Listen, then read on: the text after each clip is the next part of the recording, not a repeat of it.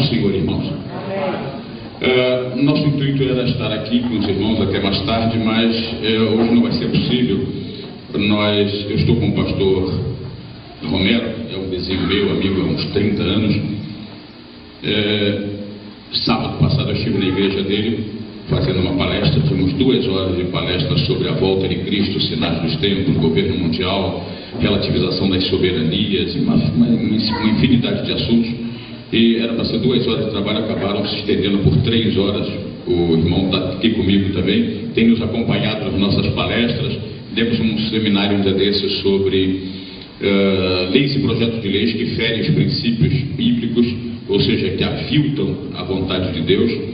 E tivemos sábado lá também. Nosso trabalho é falar sobre a obra de Deus. Meu principal ministério é pregar o Evangelho para a salvação dos que creem e ministrar o ensino da palavra de Deus para a edificação da igreja do Senhor Jesus.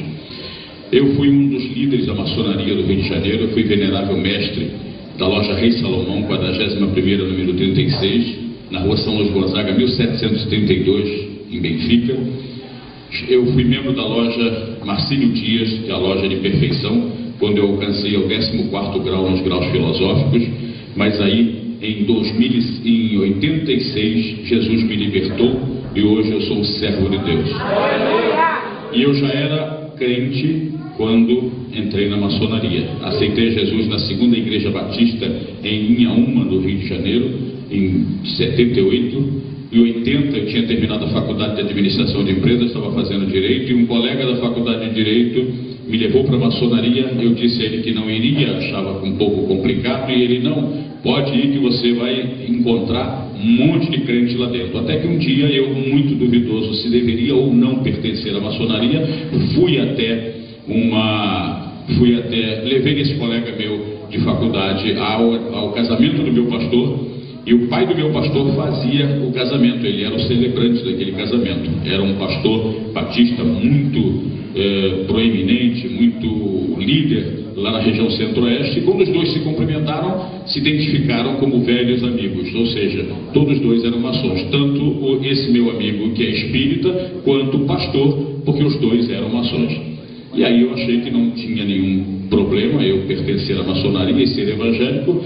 Depois eu percebi que eu estava servindo a 2 senhores. Recomendo, inclusive, a quem não quer ir para o céu entrar para a maçonaria, um grande negócio. Pode ter certeza que você acaba com toda a possibilidade da salvação de sua alma. Porque se eu não quisesse ir para o céu, se eu não tivesse o compromisso que eu tenho com Deus e com a sua palavra, jamais teria deixado a maçonaria. Porque a maçonaria é realmente uma grande organização. É uma religião, na verdade. O deus da maçonaria é Lúcifer, dito pelo próprio Albert Pike, que é um dos maiores maçons de todos os tempos, é o papa da maçonaria. Depois dele tem Albert Mackay, tem Manly P. Hall, tem tantos outros líderes, tantos outros doutrinadores da maçonaria, mas o maior de todos é Albert Pike. E ele disse, no final do século XIX, na cidade de Ontário, no Canadá, onde ele disse: devemos preservar a religião maçônica na pureza da doutrina luciferiana. Bom, então nosso intuito é trabalhar. Eu sou professor de teologia, jornalista, mas eu sou, na verdade, um servo de Deus. E trabalho muito na área do ensino teológico, e a gente faz um trabalho voltado para grandes frentes da teologia, mas especialmente trabalho no combate às seitas. Sou professor de heresiologia e professor de escatologia. E dentro desse campo da escatologia, e hoje, por estarmos nos finais da igreja sobre a face da terra, nos últimos dias da igreja sobre a face da terra, nós estamos então conjugando muito esse trabalho da heresiologia com a escatologia, porque as duas matérias se fundem nesse momento em que Jesus está por arrebatar a igreja. A qualquer momento, a qualquer minuto, pode ser hoje à noite, hoje à tarde, no final da tarde, pode arrebatar a igreja, pode levar ainda algum tempo, mas os sinais estão por demais evidenciados. Um dos maiores sinais de que Jesus está voltando não está nos terremotos, nas pestes, na fome, nas guerras, na história recente de Israel, não. um dos maiores sinais de que Jesus está voltando está dentro das próprias igrejas evangélicas. Nós estamos vivendo o tempo da apostasia, o tempo do surgimento dos falsos profetas, dos falsos mestres no nosso meio. Como diz o apóstolo Pedro, esses falsos mestres, os quais introduzirão dissimuladamente heresias destruidoras, até o ponto de negarem o soberano que os resgatou. A gente vê o apóstolo Paulo falar na primeira carta a Timóteo, capítulo 4, segunda carta, capítulo 4, e há uma série de outras referências bíblicas que mostram que um dos maiores sinais está exatamente dentro da igreja. Hoje não se persegue a igreja matando crente. Isso é contraproducente. Muito mais fácil hoje destruir a igreja, como diz o apóstolo Pedro, introduzindo sorrateiramente, dissimuladamente heresias destruidoras, até ao ponto de essa igreja que um dia foi evangélica, esses líderes que um dia já foram servos de Deus, se tornarem apóstatas e as igrejas se tornarem um fantoche de igrejas evangélicas, pseudas igrejas evangélicas, porque existe aquilo que o apóstolo Paulo ensinou, dizendo que muitos viriam e trariam ensinos enganadores e doutrina de demônios, e transformaria a igreja numa igreja apóstata, e o evangelho pregado e vivido por essas igrejas é o evangelho do anátema, do maldito. São sinais da vinda do Senhor Jesus. Mas nós faríamos, se tivéssemos aqui 2 ou 3 horas, no mínimo, nós poderíamos entrar em detalhe por detalhe, falar, por exemplo, da situação moderna de Israel, ou seja, os movimentos geopolíticos no entorno de Israel, com a queda de todos os governantes, todos aqueles ditadores que estavam ali no mundo islâmico, no norte da África e depois na parte oeste da Ásia, pegando lá de Marrocos, Argélia, Líbia, Tunísia, Líbia, Egito, depois Bahrein, Iêmen, Arábia Saudita, Síria. Todos esses países estão numa convulsão política muito grande. Por quê? Todos esses ditadores têm que entregar o poder, porque o fundamentalismo islâmico está se afigurando de uma forma tremenda naquela região. O movimento chamado Irmandade Islâmica prepara agora a governabilidade de toda aquela região através da teocracia islâmica, porque o foco é acuar Israel. Está tudo pronto, tudo pronto. O foco acua Israel. Israel acuado, já estamos vendo aí esse falso americano, Barack Obama. Dick Cheney já imprensou ele várias vezes e ele não conseguiu provar que era americano, mas a maçonaria o mantém, o anticristo está já no comando e ele já recebe ordens e já transmite. Ele agora faz um discurso inflamado contra Israel e diz: vocês têm que devolver as fronteiras de Israel nos moldes de 1967. Eu tive 3 vezes em Israel, conheço bastante o território de Israel, mas muito mesmo. Conheço a história das guerras em Israel. Eu sei do quanto Israel era vulnerável antes da guerra de 1967. E ele agora faz a união do grupo Fatah, que domina o miolo de Israel, a Cisjordânia, com o grupo Hamas, que faz aquela área da faixa de Gaza.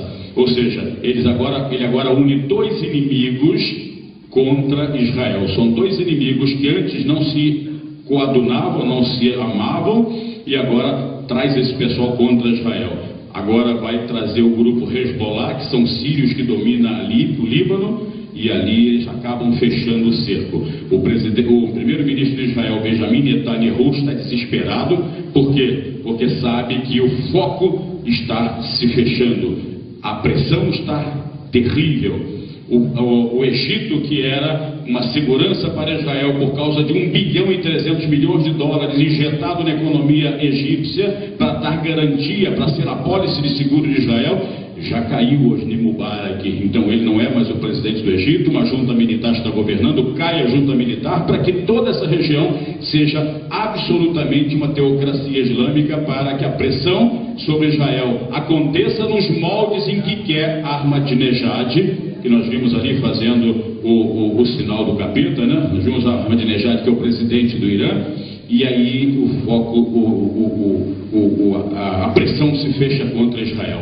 Irmãos, nós estamos seguramente nos últimos dias da Igreja de Cristo sobre a face da terra. Encerro as minhas palavras agora, lhes fazendo um apelo. Encerro as minhas palavras agora, não por falta de argumentos, mas por falta de tempo, fazendo um apelo. Pelo amor de Deus e pelo propósito que eu sei que vocês têm de passar a eternidade no céu. Fujam das igrejas apóstatas, fujam das igrejas que estão sob o domínio da maçonaria, fujam desta igreja que prega riquezas. Você pode até ser rico, desde que o dinheiro não seja o seu senhor, mas que ele seja o seu servo. Nada contra a riqueza, mas a Bíblia diz que aquele que ama o dinheiro jamais se fartará dele. O dinheiro, ele não é a raiz de todos os males, mas o amor ao dinheiro, sim. Portanto, esse evangelho que pregam na maioria das igrejas, eu não sei dizer o percentual, mas vou chutar uns 70% dessas igrejas, o evangelho que está sendo pregado é o evangelho de Mamon, onde as pessoas estão muito mais interessadas em ser ricas do que ser salva. Jesus, eu acho que ele jamais teria descido da sua glória, feito carne, habitado entre nós, para fazer de nós milionários, possuidores de mansões, fazendas e carrões. Ele disse que ele veio buscar e salvar os que se haviam perdido. Eu sou um desses perdidos que o Senhor salvou. Eu troquei uma das maiores carreiras de um cidadão brasileiro. Eu poderia hoje eu estava numa carreira meteórica para ser o grão-mestre do estado do Rio de Janeiro. Como o apóstolo Paulo fez, considerou tudo o que ele era. Nós não vamos descrever quem era o apóstolo Paulo, vocês sabem. Mas ele disse: considerei tudo refúgio por causa da sublimidade de Cristo. Portanto, hoje eu sou um servo de Deus, um pastor que estou focado no céu, em Jesus Cristo. Sou um homem de Deus que prego e procuro o melhor que eu puder fazer em viver a palavra de Deus. Morri para o mundo, para viver com Cristo a eternidade. Rompi com Satanás, rompi com o sistema. Sou perseguido, jurado de morte, processado, mas estou vivo e estou sobrevivendo, estou indo. No dia em que eu rompi com a maçonaria, exatamente no dia que eu entreguei o meu requerimento de desligamento, não vou dar detalhes agora, mas ao sair do templo naquela noite, pela última vez, eu botei os pés num templo maçônico em 1986, quando eu saía do templo, antes de galgar o portão que dava acesso à rua, uma senhora, não vou dizer o nome por uma questão até de ética, mas uma senhora que foi presidente do departamento feminino quando eu era o venerável mestre daquela loja, chegou na minha frente, me aviltou e disse: te prepara, o grande arquiteto do universo vai acabar com você, vai te destruir, vai te perseguir, vai tomar tudo que você tem. Eu disse: o meu Deus é maior do que o seu grande arquiteto. Deus os abençoe, irmãos.